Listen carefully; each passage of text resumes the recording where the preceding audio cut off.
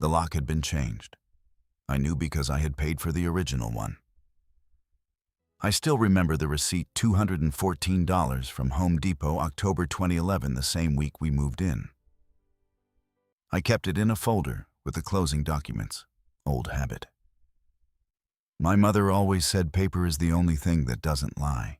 So when my key turned halfway and stopped that specific resistance, that small mechanical refusal, I didn't panic. I didn't knock. I didn't call his name. I just stood there on my own front porch in Brookhaven, Atlanta, on a Tuesday afternoon in November, and I looked at the door I had chosen, the house I had bought, and I thought, he has no idea what he just did. Marcus was home. I could see the light from the kitchen through the side window. I could hear the television. He let me stand there for 4 minutes. I counted. Before we go any further, what time is it where you are right now? Drop your time and your country in the comments. I want to know who's up with me for this one. I bought the house on a Thursday. Marcus had a client meeting he couldn't reschedule, that was what he told me. I drove to the title company alone, sat across from a closing attorney named Gerald, who smelled like coffee and old paper, and I signed my name 11 times. Evelyn Marie Carter. Each signature a little steadier than the last. The mortgage was in my name only because the down payment was in my name, only $47,000. I had saved across 9 years of working as a senior accountant at a mid-size logistics firm in Buckhead. 9 years of brown bag lunches and skipped vacations and a 2008 Camry. I drove until the air conditioning stopped working and then drove for another 2 years anyway. Marcus knew the money was mine. We had talked about it. He was between contracts that spring. He did project management, consulting, good money when the work came in, unpredictable when it didn't. We agreed it made sense for the mortgage to reflect what was actually happening financially. He would contribute to the household. I would hold the note. It was practical. We were practical people, or so I believed. What I did not think about standing in that title company with Gerald and his coffee breath and his notary stamp was what it would mean 6 years later when Marcus's consulting business started doing well, really well, when he got the Hartsfield expansion contract and then the Midtown mixed-use deal, and started driving a leased Audi and buying clothes I didn't recognize. I did not think about what success would do to a man who had been quietly embarrassed about that Thursday for longer than he ever admitted. We had been good together once. I want to say that because it matters for understanding everything that came after. We met at a mutual friend's cookout in Decatur in the summer of 2007. He was funny in the specific way that means intelligent. He made observations, not jokes. He remembered details. On our third date, he brought up something I had mentioned on our first date casually, like it had stayed with him without effort. I noticed. I filed it away the way I file everything. We married in 2009. Small ceremony, my aunt's backyard in Marietta, string lights, and a caterer my mother found through her church. Marcus cried during the vows. Not dramatically, just the quiet kind where you can see it in the jaw before it reaches the eyes. I trusted a man who cried like that. I thought that kind of feeling didn't lie. For several years, it didn't. We built a life the way you do when you're both working hard and moving in the same direction incrementally without ceremony. Weekend farmers markets. A dog named Otis we got from a rescue in 2013 and lost to old age in 2021. Dinners with the Washingtons next door, who had lived in Brookhaven since before it was the kind of neighborhood people wrote about in real estate blogs. Marcus coached youth basketball on Saturday mornings for 2 seasons. I joined the HOA board and then quietly quit when I realized it was mostly arguments about fence heights. We were not a perfect marriage, but we were a functioning one. Or I thought we were. The first time I felt something shift, I could not have named it. It was not an event. It was a texture, the way a room feels different before you can identify what moved. Marcus started carrying his phone differently, face down on the counter, angled away on the nightstand. small adjustments a person makes when they are managing information. I notice the way I notice everything without reacting, without filing it anywhere urgent. I told myself it was work stress. The Midtown project had been running behind. He was on calls at odd hours. These things happen, but the body knows before the mind agrees. I started sleeping lighter. Waking at 2 a.m. for no reason I could name, lying still in the dark while Marcus breathed evenly beside me. Otis had been gone 8 months by then, and the house had a different kind of quiet without him. Not peaceful, just empty. I would lie there and listen to nothing, and feel the specific unease of a woman who is beginning to understand something she is not yet ready to say out loud. I said nothing. I watched. I went to work. I came home. I made dinner. I did the things a person does when they are waiting for evidence to confirm what their instincts have already decided. I did not have to wait long. It was a Sunday in February. Marcus had fallen asleep on the couch, watching basketball phone resting on his chest, and when a message came through the screen, lit up for 3 seconds before going dark. I was walking past. I was not looking for anything. The name I saw was Amber. And the preview text, the 3 words visible before the screen went black, were "Miss you already." I kept walking to the kitchen. I filled a glass of water. I stood at the sink and drank it slowly and looked out at the backyard where Otis used to patrol the fence line every morning like it was his professional obligation. I finished the water. I put the glass in the dishwasher. And then I went to bed and lay in the dark and began very quietly to make a plan. The thing about discovering a betrayal slowly is that you become very good at pretending. Not the dramatic kind of pretending, not forced smiles and bitten lips and eyes that fill up at the dinner table. I mean the functional kind. The kind where you wake up, make coffee, ask how he slept, and mean none of it, and he never notices. The kind that requires a particular coldness you didn't know you had until you needed it. I found mine quickly. It surprised me how quickly. March came in wet that year. Atlanta gets a specific kind of late winter rain, not cold enough to be serious, not warm enough to be pleasant, just gray and persistent. The kind that makes everything smell like wet concrete and old leaves. I drove to work in it every morning with the radio off, thinking. I was always thinking. I had not touched his phone. I want to be clear about that. I did not go looking. What I had was one name on a lit screen and 3 words, and I was a woman who had spent 20 years working with numbers. I knew how to build a complete picture from incomplete data. I watched instead. It is a different kind of knowing, slower and more certain. He started going to the gym on Wednesday evenings. Marcus had not been to a gym consistently in 4 years. I knew this because we had canceled a joint membership in 2020, and he had not replaced it. Now he was going every Wednesday back by 9, showered before I could register anything. The gym bag was new. Dark green, a brand I didn't recognize, still had the faint smell of something purchased recently rather than used. I said nothing. He started taking calls in the car before coming inside. I would see the headlights in the driveway from the kitchen window, and they would sit there for 10, sometimes 15 minutes before the engine cut. I learned to time it. I would begin plating dinner when the headlights appeared, and by the time he came through the door, everything would be on the table, and I would be sitting down. And he would look at the meal and say something like, "Smells good," and sit across from me and eat and tell me about his day, and I would listen. And neither of us would say what was actually happening in the room. One evening in late March, I was doing laundry. His dress shirts, the good ones he wore to client meetings, were in a pile on the bedroom chair. I picked up the top one, a white spread collar he'd had for 2 years, and before I folded it, I brought it close the way you do when you're checking for a stain, and I smelled something. Not perfume exactly. Something lighter, A lotion or a hair product, something warm and sweet in a way that had no business being on a shirt that had been to a client meeting in a Buckhead office building. I folded it. I put it in the drawer. I went back to the laundry.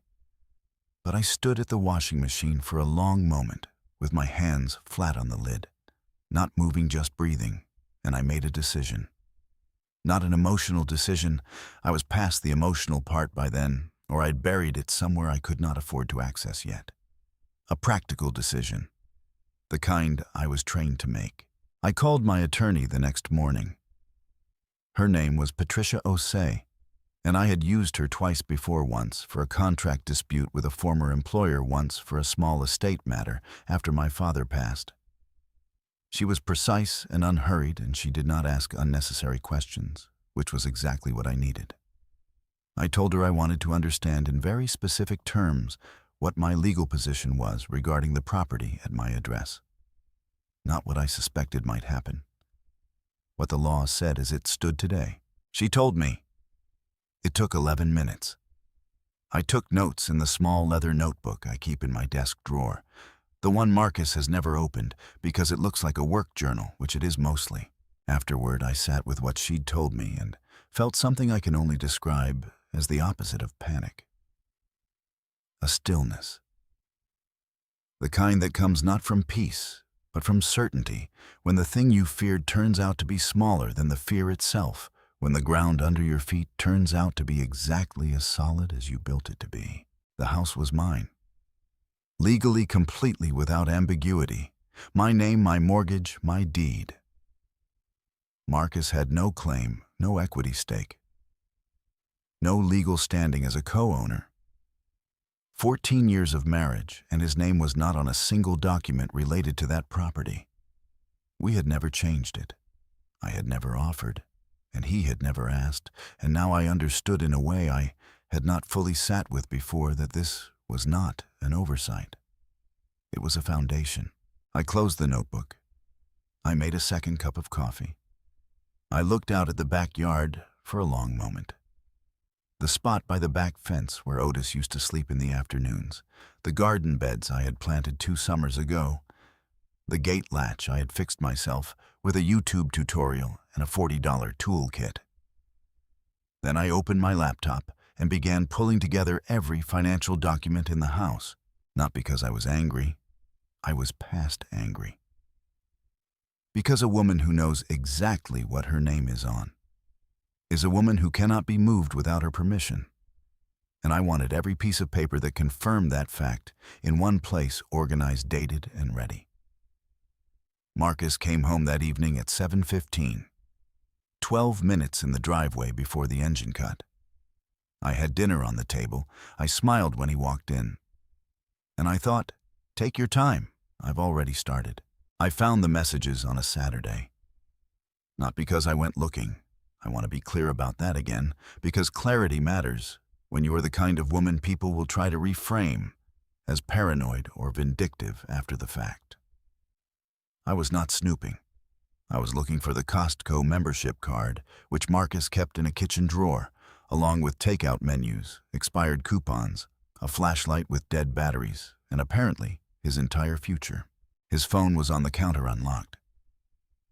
He had walked out to check the mail and left it sitting there, screen up, a conversation open. I saw it the way you see a car accident, not because you were looking, but because it was there and your eyes are functioning. I did not pick it up. I leaned forward and I read what was visible without touching it. It was enough. The conversation was with Amber. The most recent message, sent at 11:47 the previous night while I was asleep 2 rooms away, read, "She'll be gone by the 14th. I already started moving things around. Amber had replied with a single word, "Finally."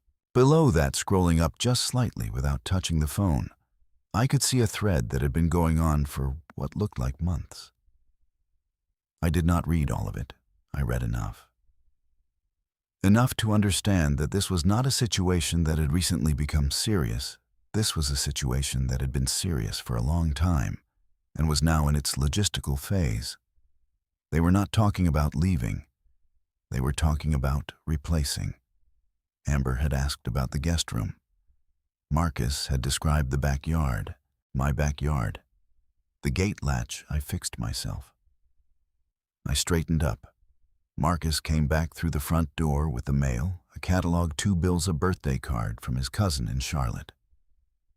He set them on the counter without looking at his phone, without looking at me, and said something about whether we needed anything from Home Depot that afternoon.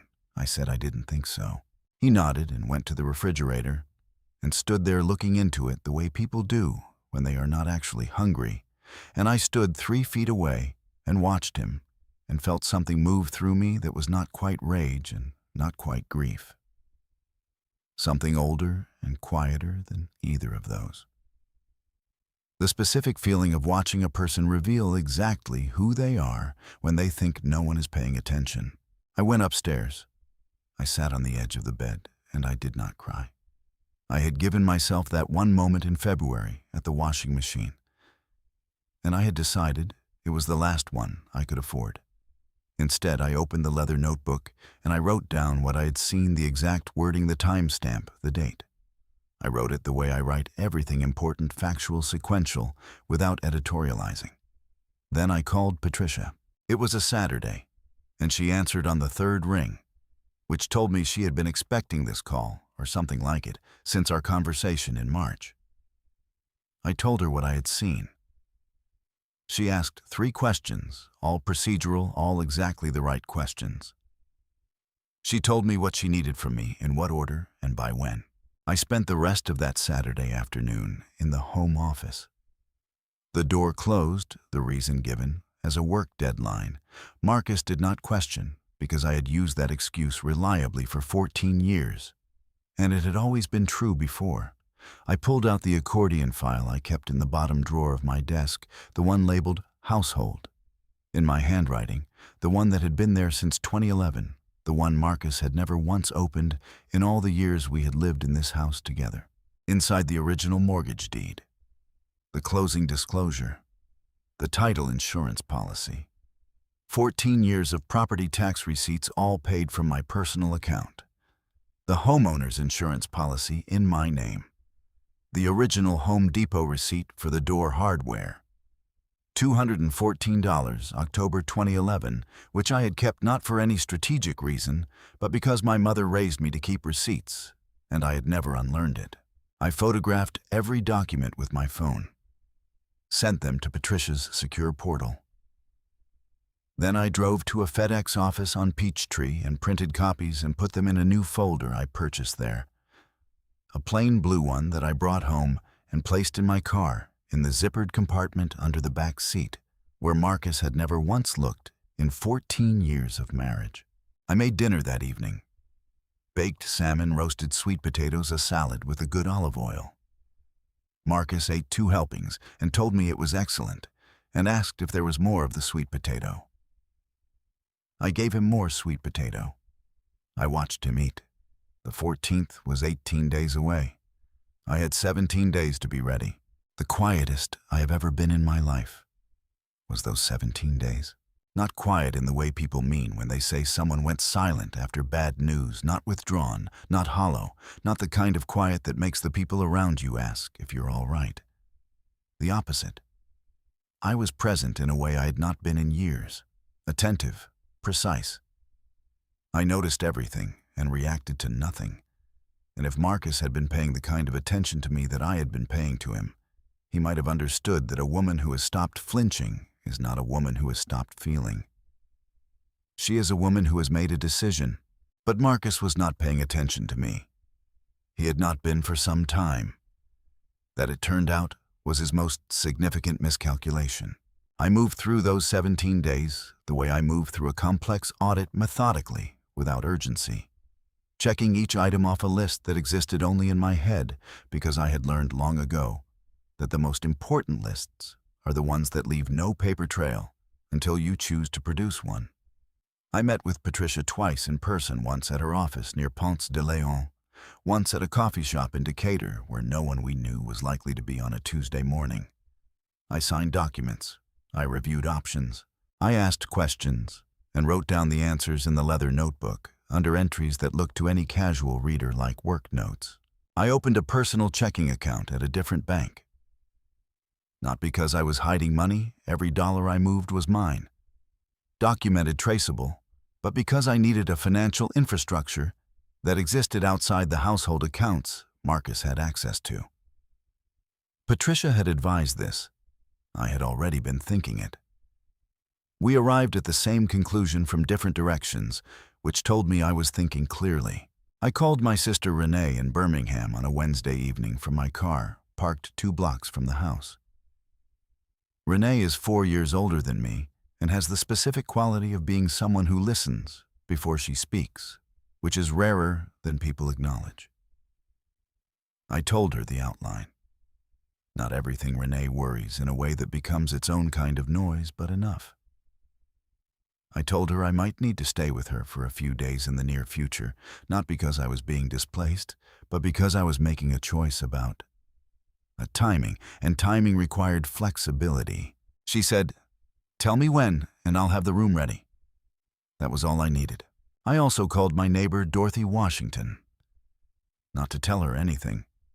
Dorothy is 71 years old and has lived next door since before Marcus and I moved in, and she has a memory like a court reporter and a front window she sits beside most mornings with her coffee. I called her under the pretext of asking whether she had noticed any issues with the shared drainage easement along the back fence, the thing I had mildly mentioned before and that Dorothy had opinions about. We talked for 20 minutes. At the end of the call, I said in a tone designed to be forgettable, "Dorothy, if you ever see anything unusual at the house when I'm not around, would you mind giving me a call?" She paused for just a moment. Then she said, "I always do, baby." I thanked her and hung up and sat in the car for a moment in the dark, and for the first time in weeks, I felt something close to warmth. There is a particular comfort in the loyalty of women who have been watching the world long enough to know what they're looking at. At home, I was unchanged. I cooked. I watched television in the evenings, sitting at my end of the couch, while Marcus sat at his, the 18 inches of cushion between us that had been growing imperceptibly for 2 years. I asked about his projects. I laughed at appropriate moments. I slept in the same bed and woke at 2 in the morning and lay still in the dark, but now instead of dread, I felt something measured and purposeful, like a person waiting for a train they know is coming. Marcus, for his part, had become almost gentle with me in those days, considerate in small ways, refilling my coffee without being asked, holding doors, asking about my week, with what appeared to be genuine interest. I recognized it for what it was, the softness of a man who believes he is about to do something terrible and is preemptively managing his guilt. It is a specific kind of kindness, the kind that costs the giver nothing because it is not really for you. I accepted it graciously. On the 13th day, I drove to a locksmith on Buford Highway and had 3 new keys cut. Not for the current locks, for the locks I'd already ordered online. Sitting in a box in the trunk of my car, a Schlage deadbolt and a matching knob, set the same brand as the original's $189 from Amazon, delivered to my office address. I did not install them. Not yet. I put the new keys in the zippered compartment with the blue folder, and I drove home and I made dinner and I set the table for 2. One more day. On the evening of the 13th day, Marcus came home and sat down at the dinner table and looked at his food for a moment before he looked at me, and I could see him assembling something, organizing words, rehearsing an opening, the particular look of a person who has been putting something off and has run out of time to keep putting it off. He opened his mouth. I said, "How was the Midtown meeting?" He blinked, closed his mouth, said it went well, picked up his fork. I let him have that one last evening. I'm not sure why. Perhaps because I had already won, and I could afford the generosity. Perhaps because 14 years is 14 years, and I'm not a person without feeling, only a person who has learned where to put it. I washed the dishes. I went to bed. I set my alarm for 6. Tomorrow, Marcus would say what he had been building toward for months. and I would already be 3 steps ahead of wherever he thought this was going. And the only question left was whether he would figure that out before or after he made the last mistake. He made it after. They always do. He waited until Sunday morning. I have thought about that detail many times since the specific choice of a Sunday. There is something revealing in it. A weekday has urgency, a Friday has the weekend as a buffer, but a Sunday morning has a particular domestic quality, a softness that men like Marcus use as a kind of anesthetic. The light is gentler on Sundays. People are in their robes. The week has not started yet, and so consequences feel theoretical. I think he chose Sunday because he believed it would make what he was about to say easier to hear. It made it easier to say. That was the only person it helped. I was at the kitchen table with my coffee and the newspaper. I still get the physical paper, an old habit from my father, when Marcus came downstairs. He was already dressed, which was the first signal. Not in weekend clothes. In the dark jeans and the gray fitted sweater he wore when he wanted to appear composed. He had thought about what to wear to this conversation. He had prepared. He poured himself coffee and stood at the counter and did not sit down, which was the second signal. Standing is a power position. He had read that somewhere or intuited it, and he was using it. And I noticed, and I stayed seated, which is also a power position, when the other person is trying to tower. He said, "Evelyn, I think we both know this hasn't been working for a long time." I looked up from the paper. I waited. He said the things men say in these moments, the practiced, careful language of someone who has rehearsed in the car and in the shower and lying awake at 2 a.m. while his wife slept 6 inches away. That he cared about me, but was not in love with me. That we had grown in different directions. That he had been unhappy for years and hadn't known how to say it. He did not mention Amber. He presented this as a private reckoning, a personal truth he had arrived at alone, which was the most insulting part, not the betrayal itself, but the performance of it as something noble. I let him finish. Then I said, "Okay." He blinked. He had prepared for crying for anger, for negotiation. He had not prepared for okay. He recalibrated. He said he thought it would be best if I found somewhere else to stay while he corrected himself, not smoothly while arrangements were being made. He said he wanted to handle things civilly. He said the word civilly twice, which told me he was nervous. I asked, "How long are you thinking?" He said a week would be reasonable. To get my immediate things together and make arrangements. I nodded slowly, the way I nod, in meetings when someone has presented a number I know is wrong, but I'm not yet ready to correct. Then I asked if I could have a few days to think about it.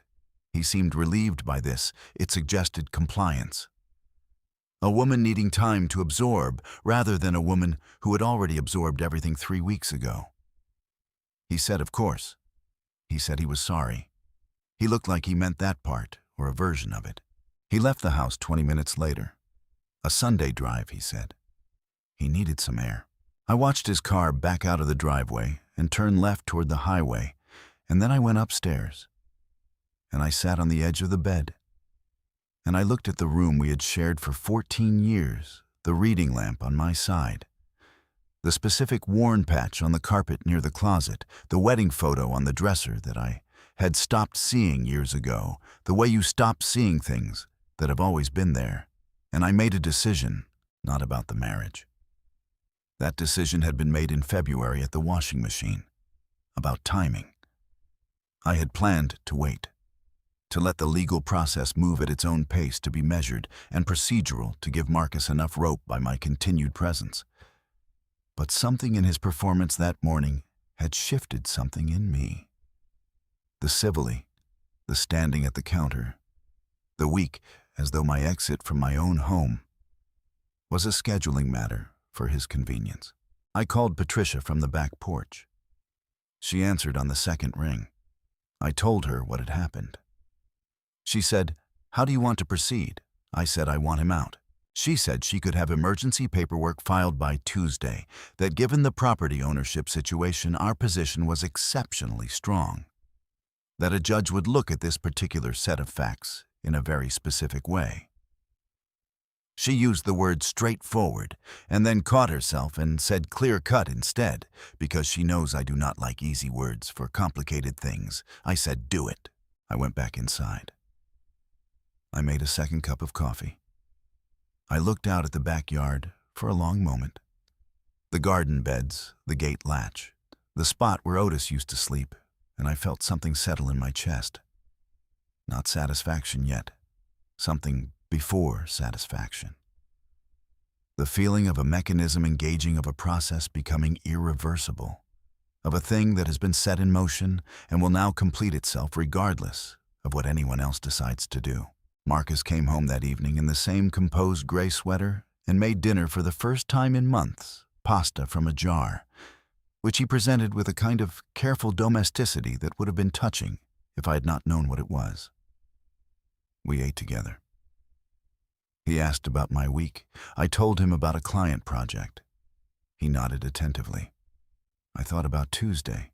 Over pasta in my own kitchen, in my own house, with my name on the deed and the mortgage and the insurance policy and 14 years of property tax receipts filed in a folder in the back of my car. I thought about Tuesday, and I was almost at peace. Almost. He refilled my water glass without being asked. Civilly, I thought. Sure. Tuesday came the way important days always do, quietly, without ceremony, looking exactly like every other day, until it doesn't. I went to work.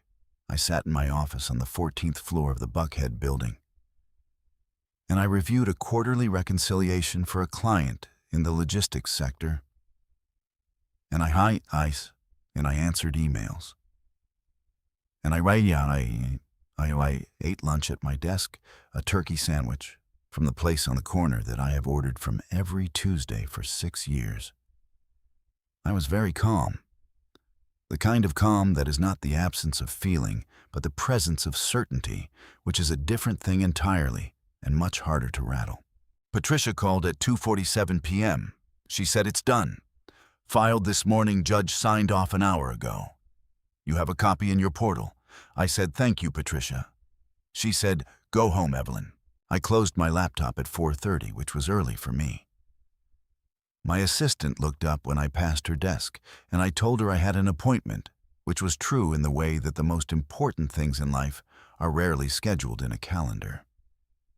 I drove home through the late afternoon Atlanta traffic, the 400, crawling the radio on, and lo, the November light going gold and flat the way it does when the days are shortening and the city hasn't fully registered it yet.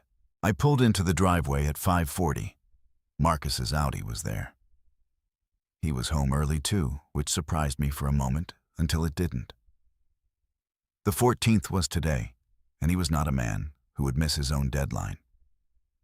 I sat in the car for a moment, not hesitating, settling. Then I picked up the blue folder from the zippered compartment under the back seat, got out and walked up the front path to my front door. The key did not turn.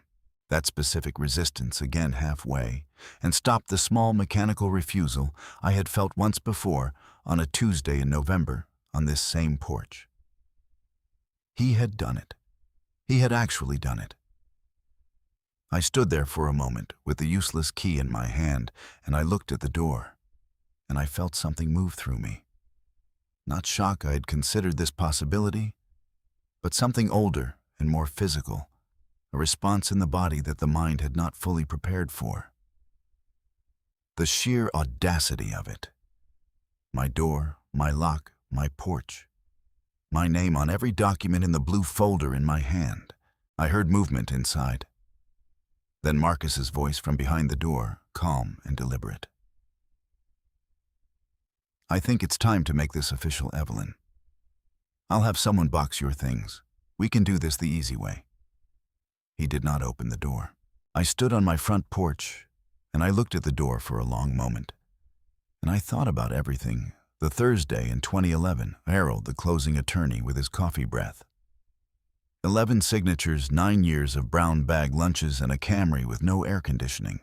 The accordion file in my desk that had been sitting there untouched for 14 years, like a foundation you never think about until someone tries to take the house.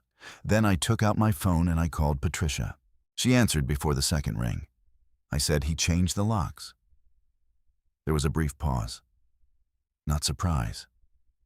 Patricia does not surprise easily, but the pause of a woman recalibrating from a standing start to a full run. She said, "Where are you right now?" I said, "My front porch." She said, "Don't move. Don't engage. I'm calling the sheriff's office and I'll be there in 30 minutes. Do you have the deed?" I looked at the blue folder in my hand. I said, "I have everything." She said, "Good. Evelyn, he just made this significantly easier for us." I put the phone in my pocket. I turned around and sat down on the top step of my front porch, my steps, the ones I had repainted myself 2 summers ago in a warm charcoal gray I had spent 3 weekends selecting, and I placed the blue folder on my knees, and I looked out at my street. It was a Tuesday evening in Brookhaven, Atlanta. The Hendersons across the street were putting their trash out. A kid I recognized from 2 doors down was riding his bicycle in slow circles in the fading light. Dorothy Washington's front window had the warm glow of her reading lamp, and as I watched, her silhouette appeared briefly behind the glass, noticing the way she always did. I did not knock on Marcus's door. I did not call his name. I did not raise my voice or cry or beg or threaten. I sat on my front steps with my blue folder, and I waited, and the neighborhood moved around me at its ordinary Tuesday evening pace, and inside the house Marcus presumably believed that silence meant compliance, that my sitting was surrender, that this was going the way he had planned it. He had the locks. I had the deed. One of those things is a piece of hardware from Home Depot. The other is a legal instrument filed with Fulton County in my name, notarized, recorded, and as of 2:47 that afternoon, accompanied by a court order that described in very specific terms what could and could not happen at this address without my consent. Patricia arrived in 28 minutes. She was in a black wool coat, and she walked up my front path with the specific efficiency of a woman who has done this before and finds it neither dramatic nor difficult, just important work, the kind that matters. She sat beside me on the step. She opened her own folder. She showed me the court order, the deed on file, the emergency injunction, 3 documents that together said in the language of Fulton County Superior Court what I had known since a Thursday in 2011, this is Evelyn Carter's house. Everyone else is a guest. Guests do not change the locks. She said, "The sheriff will be here within the hour. When he arrives, you don't say anything. You let me hand him the paperwork. You just stand there." I said, "I'm good at that." She almost smiled. We sat together on my front steps in the November cold, and we waited, and the neighborhood went about its evening. And Dorothy Washington's silhouette stayed in her window the entire time, steady, and witnessing the way some women always are. The sheriff's deputy arrived at 6:44 p.m. His name was Deputy Hollins. I read it off his badge when he walked up the front path, a habit I note details, and he was younger than I expected, mid-30s, with the careful, neutral expression of someone trained to arrive at situations already in progress and assess without reacting. He looked at Patricia, then at me, then at the door, then back at Patricia. She handed him the paperwork before he could ask for it. He took it. He read it with the focused attention of someone who reads a lot of documents and knows how to find the relevant line quickly. He found it. I watched his eyes stop moving. He read that section again. Then he looked up at the house, then at me, then at the blue folder on my knees. He said, "You're the owner of record?" I said, "Yes." He said, "And you've been denied access to the property." I said the locks were changed without my knowledge or consent, sometime between Sunday evening and this afternoon. He nodded slowly. He looked at the court order again. Then he walked up to my front door and knocked with the specific authority of someone who is not asking to be let in. There was a pause inside, longer than it should have been. Then the sound of the deadbolt, the new one, the one Marcus had installed, turning back. And the door opened, and Marcus stood in the frame in his gray sweater, and his face, when he saw Deputy Hollins, was one I will keep for a long time. Not the shock of a man who expected nothing. The specific collapsing expression of a man who expected something different, who had written a version of this evening in his head, and was now watching it fail in real-time, detail by detail. His eyes moved from the deputy to Patricia to me. I was still sitting on the step. I had not stood up. I looked back at him with the same expression I had been wearing for 17 days, neutral, attentive, unhurried. Deputy Hollins said, "Sir, I need you to step outside for a moment." Marcus said, "What is this?" The deputy said, "Sir." Just the one word with a particular weight behind it that ended the question. Marcus stepped onto the porch. The cold air moved around us. Down the street, the Henderson boy had stopped cycling and was watching from a careful distance. Dorothy Washington's silhouette had not moved from her window. Patricia stepped forward. She handed Marcus a copy of the court order, his copy, the one she had prepared specifically for this moment. She said, "Mr. Carter, this is an emergency injunction issued this afternoon by Fulton County Superior Court. It confirms that the property at this address is solely owned by Evelyn Marie Carter and orders the immediate restoration of her access. It also prohibits any further interference with her use and enjoyment of the property." Marcus looked at the document. He looked at it the way a person looks at something they are reading, but not processing the words, entering the eyes, and stopping somewhere before they reach meaning. He said, "That's not we're married. I live here." Patricia said, "You reside here. There is a legal distinction. Your name does not appear on the deed, the mortgage, the title, or any property document associated with this address. That has been the case since the property was purchased in October 2011. Marcus said, "She can't just," and then stopped. He looked at me. I had stood up by then. I was holding the blue folder against my chest and standing at the base of the porch steps.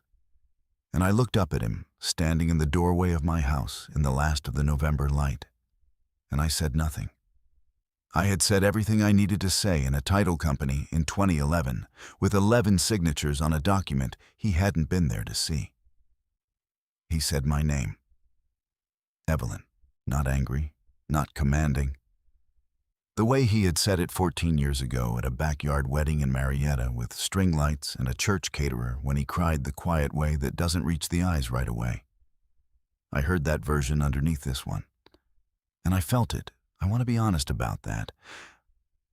I am not a person without feeling. I felt the full weight of 14 years in the 2 syllables of my own name. And then I looked past him into the hallway of my house, and I saw at the end of it, near the kitchen doorway, a suitcase. Not his. The wrong size, the wrong color. A small rose gold carry-on I had never seen before, sitting upright near the baseboards, with the particular stillness of something that had been placed there earlier and not yet moved. Amber had already arrived. The feeling passed. I looked back at Marcus, and I said very quietly, "Deputy Hollins is going to need you to step aside now." Marcus looked at the deputy. The deputy looked at Marcus with the same careful, neutral expression he had arrived with and said, "Sir, I need you to gather what you need for this evening and vacate the premises. You're welcome to make arrangements with your attorney regarding personal property retrieval at a later date." Marcus said, "You're serious?" Nobody answered that. Nobody needed to. He stood in the doorway for a long moment. A man in a gray sweater on a Tuesday evening in November, holding a court order he had not anticipated in a house he had never legally owned, understanding for the first time. And all at once exactly how the ground beneath him had been arranged, and by whom, and for how long. Then he went inside. His footsteps on the stairs, the sound of the bedroom door. Patricia and I stood on the porch and did not speak, and Deputy Hollins stood at a respectful distance and looked at his phone, and the neighborhood held its breath the way neighborhoods do when something true is happening on an ordinary street. Marcus came back down in 11 minutes with a duffel bag and his laptop case. He did not look at me when he walked past. He walked down the front path to his Audi, and he put the bag in the back seat. And he got in, and he sat there for a moment, with the engine off. Then the engine started. Then he was gone. I stood on my front porch for a moment in the cold and the quiet. Then I looked at Patricia, and I said, "There's a suitcase in my hallway that isn't mine." She said, "I'll note it in the documentation." I nodded. I reached into the blue folder, and I produced the new deadbolt, still in its packaging. The Schlag, $189, ordered to my office, 3 keys already cut, and I held it out to her. She looked at it. Then she looked at me. I said I came prepared. For the first time since she had arrived, Patricia Osei laughed. A short, genuine sound, the kind that means something. I went inside my house. I turned on the lights in every room. Amber was still in the kitchen. I had not anticipated that. Patricia had documented the suitcase. The deputy had confirmed the premises were being vacated, and I had assumed reasonably I still think that vacating meant all of them. The entire arrangement Marcus had been constructing in my house while I was at work, reconciling quarterly figures on the 14th floor of a Buckhead office building. But when I came through the hallway with the new deadbolt in my hand and turned into the kitchen, she was standing at my counter with her hands wrapped around a mug of my coffee, wearing a cream-colored cardigan I had never seen before. And she looked at me the way people look when they have been caught in a situation they had genuinely believed would never materialize. She was younger than I had imagined. That was the first thing. Not young in a way that explained anything or excused anything. Just younger, the specific quality of a person who has not yet had enough time to understand the full weight of what they participate in. She had the rose gold suitcase quality about her, that sense of someone who had packed for a version of this evening that was going to go differently. We looked at each other for a moment. I said, "You need to leave." Not loudly, not with the particular heat people expect from this kind of moment. I said it the way I say most important things, level clear without decoration. She put the mug down on my counter. She said I didn't know Marcus told me, and then she stopped because she was intelligent enough in that moment at least to understand that whatever Marcus had told her was not going to be a useful thing to say to me right now. I said, "I'm not interested in what Marcus told you. You need to take your suitcase and leave this house." She nodded. She picked up the mug again reflexively, then caught herself and put it back down. And she walked past me into the hallway and picked up the rose gold carry-on, and she went out the front door without another word. I heard her footsteps on the porch, then on the path, then silence. Deputy Hollins noted her departure. Patricia updated the documentation. I stood in my kitchen and looked at the mug on my counter, a white one, with a small chip on the handle I had always meant to replace, and I thought about the fact that she had made herself coffee in my kitchen, in my coffee maker, with my beans before I had even arrived home. I thought about the suitcase in the hallway and the guest room Marcus had described to her, and the gate latch I had fixed myself, and the backyard he had shown her in photographs or in person or both. And I felt something move through me that was not quite anger and not quite sorrow. Something that lived in the space between those two things. A specific human feeling for which there's no clean word. Then I washed the mug. I put it in the drying rack. I went to change the locks. The next 72 hours moved the way consequential things do, faster than expected, with a momentum that surprises you, even when you initiated it. Marcus called 14 times between Tuesday evening and Thursday morning. I did not answer. Patricia had advised against direct communication, which gave me a professional reason to do what I already intended to do for my own reasons. His messages progressed in a way that told a clear story. The first two were controlled, almost formal, asking to discuss arrangements. The third had an edge. The fourth mentioned a lawyer. The fifth through ninth were variations on the theme of things not being what they appeared and there being context I didn't have, which was interesting because I had more context than anyone organized chronologically in a leather notebook in my desk drawer. The 10th message lasted 47 seconds and contained the word unreasonable 3 times. I noted that. The 14th message, left Thursday at 7:12 in the morning, was quiet. Just his voice saying my name once, and then a long pause, and then the line going dead. I listened to it twice. Then I deleted it. What I had not fully anticipated was the neighborhood. Brookhaven is a particular kind of community established enough to have memory close enough to have witnessed, interconnected enough, that information moves through it the way water moves through old pipes steadily and without announcement. By Wednesday evening, Dorothy Washington had called 3 of her friends. By Thursday morning, the Hendersons had apparently mentioned something to someone at the school pickup. By Thursday afternoon, my phone had 7 texts from people I had not spoken to in months. Neighbors, a couple from the HOA, a woman named Brenda from my old book club, who I had not seen since before the pandemic, all variations on the same message. Checking in. Thinking of you. Let me know if you need anything. What I did not expect was Marcus. His professional world moved faster than I had accounted for. He had a business partner named Terrence, who lived 4 streets over, a detail I had always known, but not weighted correctly. Terrence had a wife named Kim, who was in Dorothy's Thursday morning prayer group. Kim had been at Dorothy's on Wednesday evening. By Thursday afternoon, Terrence had called Marcus, and whatever that conversation contained had consequences I began seeing within 24 hours.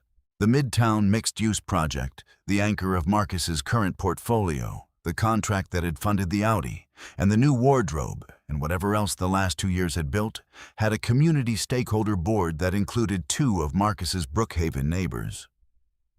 One of them called him Friday morning. The call lasted 4 minutes. By Friday afternoon, Marcus's project manager had sent a carefully worded email to Patricia's office, asking about the status of certain property arrangements, which told Patricia everything she needed to know about how his professional relationships were beginning to interpret events. I did not orchestrate any of this. I want to be precise about that. I had made 1 phone call to Dorothy about a drainage easement. Everything else was the natural consequence of a man who had made large choices in a small community and assumed the community wasn't paying attention. They were always paying attention. On Friday evening, I was in my kitchen making dinner just for myself. The first time in 14 years, I was cooking for one without it being an exception when my doorbell rang. I opened the door to find Dorothy Washington standing on my porch with a covered dish and the expression of a woman who has seen a great deal of the world and made her peace with most of it. She held out the dish. She said chicken and rice. I made too much. I stepped back and let her in. We sat at my kitchen table, and she ate with me.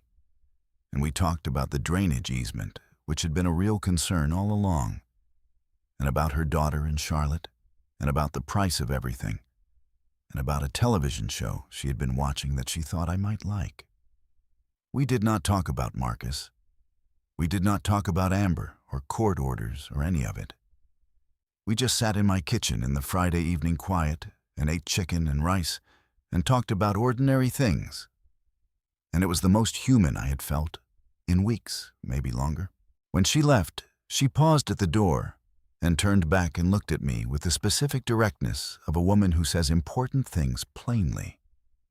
She said, "We always knew it was your house, baby."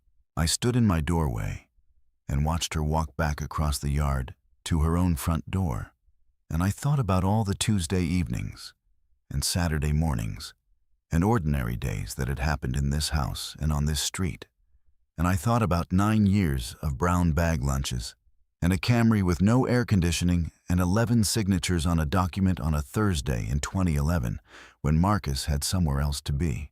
I thought about all of it. Then I went inside and I locked my door.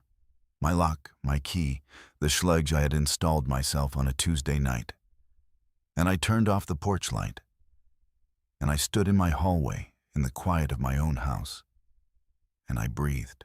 The divorce took 7 months.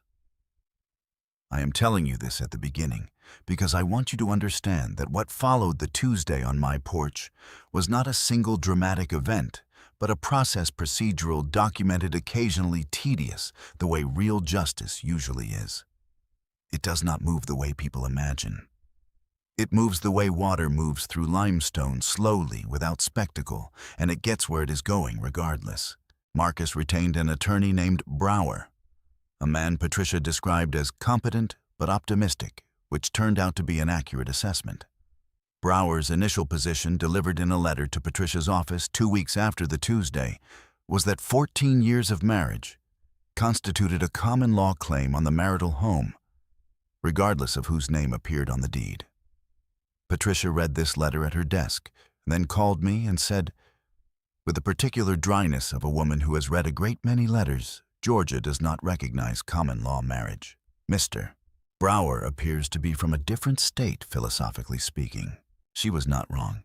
The property question resolved faster than anything else. The deed was unambiguous. The mortgage was unambiguous.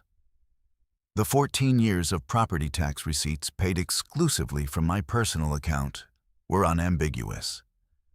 Brower made 3 attempts to establish Marcus's claim on the house through different legal theories, each of which Patricia addressed in writing with the specific efficiency of someone who had been expecting each one before it arrived.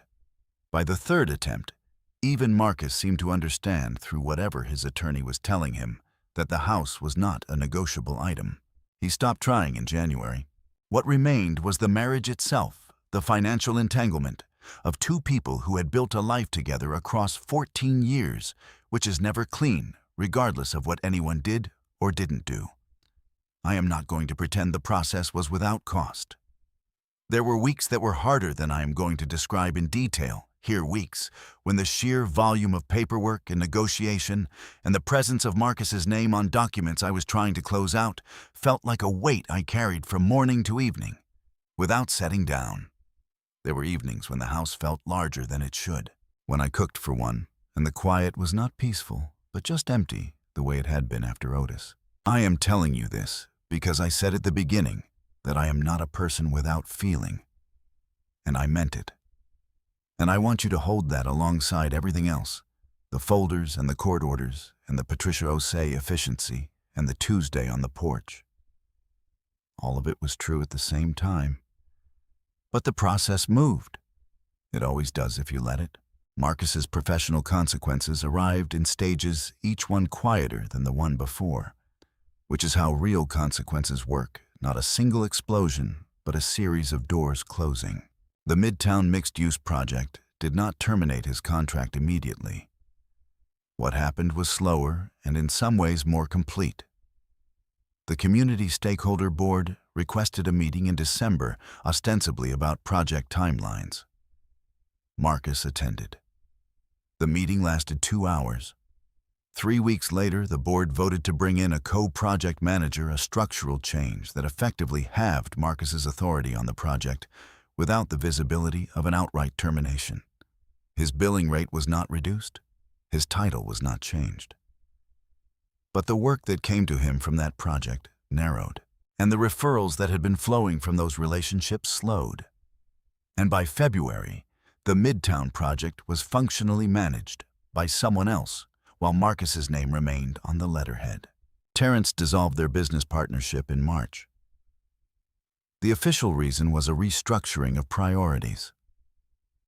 The actual reason was a conversation between 2 men who had known each other for 11 years, and one of whom had watched his business reputation become adjacent to a story that was circulating in their shared community. Terrence was not unkind about it. He gave Marcus 60 days' notice and a fair financial settlement, and wrote him a professional reference that was accurate, if not effusive. Marcus signed the dissolution agreement on a Wednesday. Patricia told me about it the following Monday, not because I had asked, but because she believed I should know. I thanked her. I sat with the information for a moment, not with satisfaction exactly, but with the specific recognition of consequence completing itself without my intervention the way things do when the original action was large enough. I had not wanted Marcus's ruin. I want to be precise about that too. I had wanted my house and my name and my legal reality acknowledged, and I had wanted the specific audacity of a man who changed the locks on a property he did not own, to encounter the full weight of what that meant. Everything else was the natural physics of choices in a community that was watching. The divorce was finalized on a Thursday in June, 14 years and 8 months after a backyard wedding in Marietta with string lights and a caterer my mother found through her church. I was in Patricia's office. I signed my name 3 times, Evelyn Marie Carter.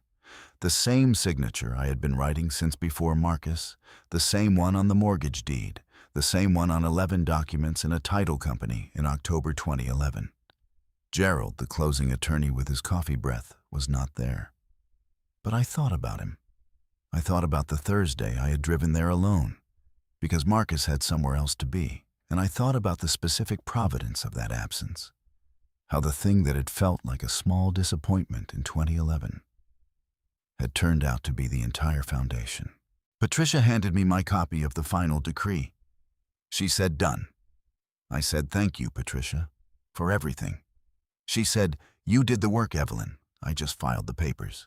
I drove home through the June Atlanta heat, the air conditioning working perfectly, a new car. A sensible choice I had made the previous February and paid for without discussion or compromise. I pulled into my driveway and sat for a moment with the engine running and looked at the house. The front door with the Schlage deadbolt, the porch steps I had repainted in charcoal gray, the garden beds along the front walk that were in full bloom.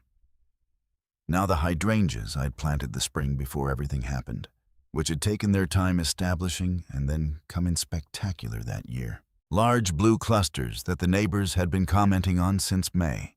I thought about 9 years of brown bag lunches, a Camry with no air conditioning, a folder labeled household in a bottom drawer, a receipt for $214 from October 2011 that I had kept because my mother told me to keep receipts, and I had never unlearned it.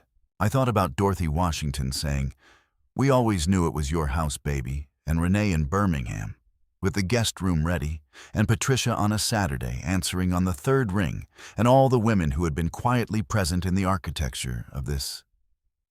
Not loudly, not dramatically, just there, the way foundations are. They're the way the things that hold you up are always the things you stop noticing. I turned off the engine. I got out of the car. I walked up my front path past the hydrangeas, and I put my key in my lock. And I opened my door and I went inside. It is a Thursday morning in October now, 13 months after a Tuesday in November that changed the shape of my life. I am sitting on my front porch with coffee. The good kind, the beans I order from a small roaster in Savannah that I discovered last spring, an iron, and have been loyal to since, the kind of small loyalty that becomes a ritual before you notice it happening. The hydrangeas are done for the season, dried to a pale parchment color that I find more beautiful than their bloom. Honestly, something about the way they hold their form after the color is gone. I have been meaning to cut them back.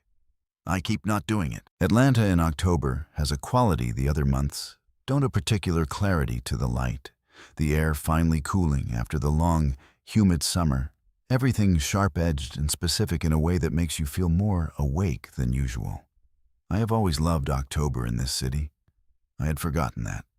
There are small things like that, preferences, pleasures, the specific texture of your own life that get submerged during the years when you are managing a shared existence and have stopped asking what you specifically want from a Thursday morning.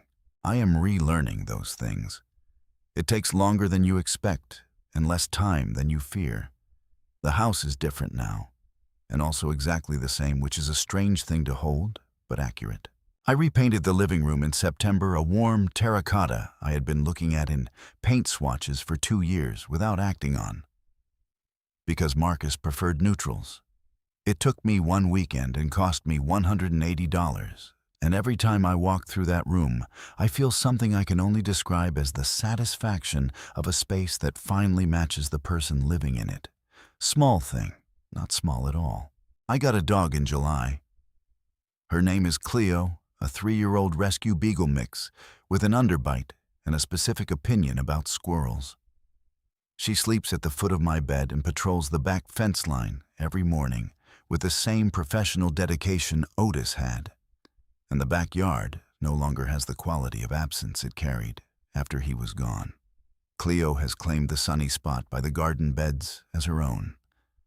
And I've let her have it because it is hers now, in the way that things become yours when you inhabit them fully and without apology. Dorothy comes over on Friday evenings sometimes. We eat and we talk about ordinary things, and I have come to understand that this is one of the more valuable relationships in my life, not because of what she witnessed or what she said on my porch that night, but because she is a woman who has been paying attention to the world for 71 years and has strong opinions about everything, and does not soften them unnecessarily, and I find that restful in a way I did not know I needed. Renee visited in August. She stayed a week. We cooked and argued about nothing important and watched old movies, and one afternoon sat on this porch with wine and did not talk about Marcus at all, which was its own kind of milestone, the first extended visit with my sister where his absence was not the subject, but simply the condition neutral, a fact of the current arrangement rather than a wound still being assessed. I think about him sometimes, less than I expected, and in a different register than I anticipated, not with anger or with the residue of betrayal, but with something more, like the feeling you get when you look at an old photograph of yourself in a place you no longer live. Recognition without longing. A version of your life that was real and is now finished. Marcus exists somewhere in this city in an apartment I have not seen and do not need to see. Making choices I am no longer party to. I wish him from a considerable distance the ordinary things, health clarity, the eventual understanding of what he chose and what it cost. I do not wish him the house. The house was never his to wish for. Patricia sent me a card in July, a small thing handwritten, the kind of gesture that tells you who someone is. It said, "You were prepared before you needed to be." That's the whole story. I keep it in the leather notebook. Under the last entry, which is dated the Thursday the divorce was finalized, and reads "Done. EMC." I have thought a great deal in these 13 months about what I would say to a woman standing where I was standing, not on the porch in November with the useless key and the blue folder, but earlier. February. The washing machine. The moment before the plan. The moment when the thing you have been sensing crystallizes into something you can no longer explain away. I would not tell her to fight. Fighting implies a contest, and a contest implies the other person has something you need from them, and often they do not. What they have is the temporary advantage of someone who moved first without understanding the terrain. I would tell her to know her terrain. Know what your name is on. Know what you built and what you paid for, and what exists in the world as a legal fact with your signature attached to it. Not because you are preparing for the worst, though preparation is never wasted, but because a woman who knows the precise dimensions of what she owns moves through the world differently. Not harder, more certain. There is a quality of ground underfoot when you know exactly what you are standing on. And it changes how you walk. And eventually, it changes how other people watch you walk. I would tell her to keep receipts. Not metaphorically, literally. Paper is the only thing that doesn't lie.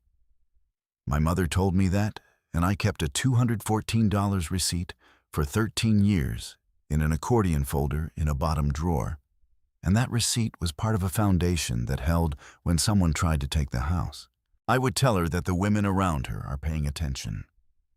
Dorothy in the window, Renee with the guest room ready, Patricia answering on the third ring on a Saturday. They are there before you call them, positioned and watching, because women have always known that this is part of what we do for each other. We bear witness, we stay in the window, we answer on the third ring. You are not as alone as the moment makes you feel. And I would tell her that silence is not the same as surrender. The quietest 17 days of my life were also the most effective.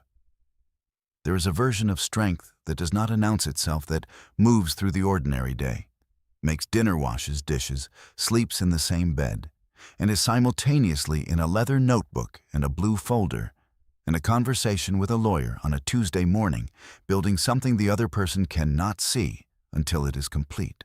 He thought my sitting was surrender. It was not. The coffee is getting cold. Cleo has found something of interest near the gate latch, the one I fixed myself with a YouTube tutorial and a $40 toolkit, the one that has held through every season since. She investigates it with the thoroughness of an animal who believes that everything in the yard is ultimately her responsibility, which I respect. The October light is doing the thing it does at this hour, coming in low and gold through the oak trees at the end of the street, the kind of light that makes ordinary things look considered intentional, chosen. My porch, my steps in charcoal gray, my hydrangeas in their autumn paper, my dog at the fence line, my name on the deed inside, same as it has always been, same as it will continue to be. I pick up the coffee. Still warm enough. I think the deed never lied. I just had to wait for him to prove it.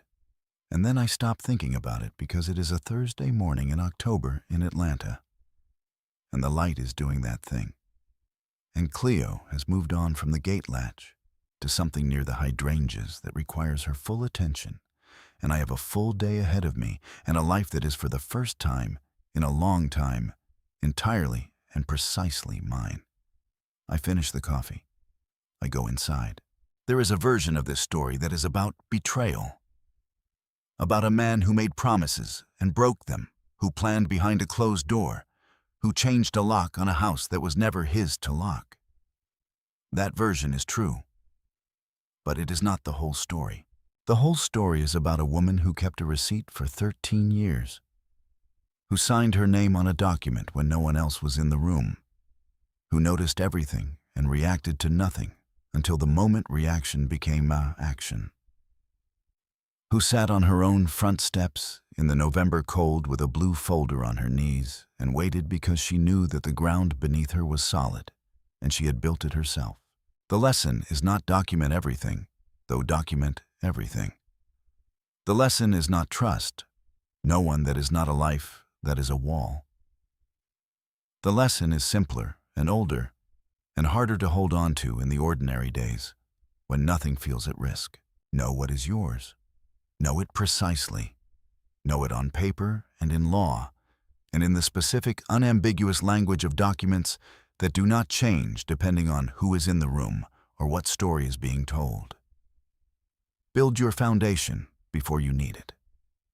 Maintain it before it is tested. And when someone tries to take the house, stand on the porch, hold your folder, and let the paperwork speak. It will speak clearly. It always does.